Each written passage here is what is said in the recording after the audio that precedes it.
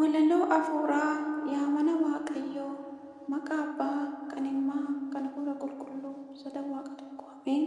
Maqaa Abbaa kan Ilmaa kan Hafuura Qulqulluu sadan Waaqa tokko ameen. Maqaa Abbaa kan Ilmaa kan Hafuura Qulqulluu sadan Waaqa tokko ameen.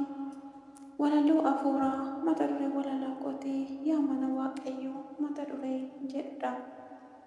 Yaa mana Waaqayyoo, yaa mana Waaqayyoo kan Gooftaa lallabdu, jaalalaan nu waamtee hunda walitti qabdu. Yaa mana jaalalaa kan Gooftaan ijaare, ijji gurri isaas gara ishee ilaale. Oolmaa kee ibsuudhaaf an hin qabu jecha, hunduu gara kee dhufa Waaqayyoon barbaacha. Kattaa hin jignetti Gooftaan bu'uuresse, dhiiga isaa qulqulluun ishee qulqulleesse.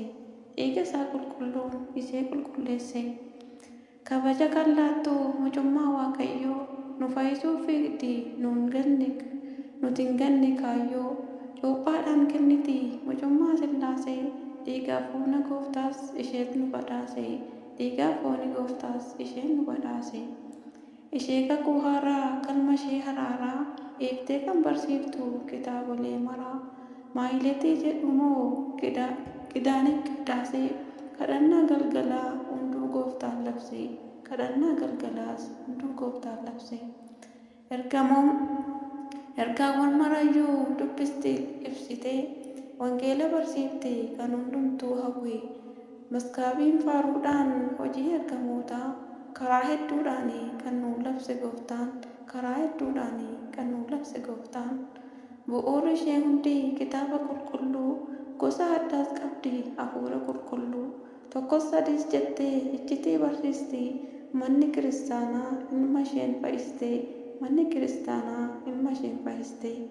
Waliif abboomamuun tajaajilu hundi, tokkummaan naanna'uun ni sooratu maddi. Phaaphaasonni ishee uummata eebbisu, luboonni ishee immoo wangeela barsiisu. Luboonni ishee immoo wangeela barsiisu. Monoksoonni kawaalaa uummataaf kadhatu, daaqonoonni uummataaf dhiiga Gooftaa laatu. Faarfattoonni ishee faaruudhaan gammachiisu, manneen sanbata ishee qasoomina labsu. Manneen sanbata ishee qasoomina labsu. Mana akkasiis qabnaa kan Waaqni jaallatu, hundumtuu gara ishee kan rakkoo himatu. Yesuus Kiristoos yaa uumaa addunyaa, kan ishee nuuf laatte hoo galata keenya. Kan ishee nuuf laatte hoo galata keenya. Kan ishee nuuf laatte hoo galata keenya.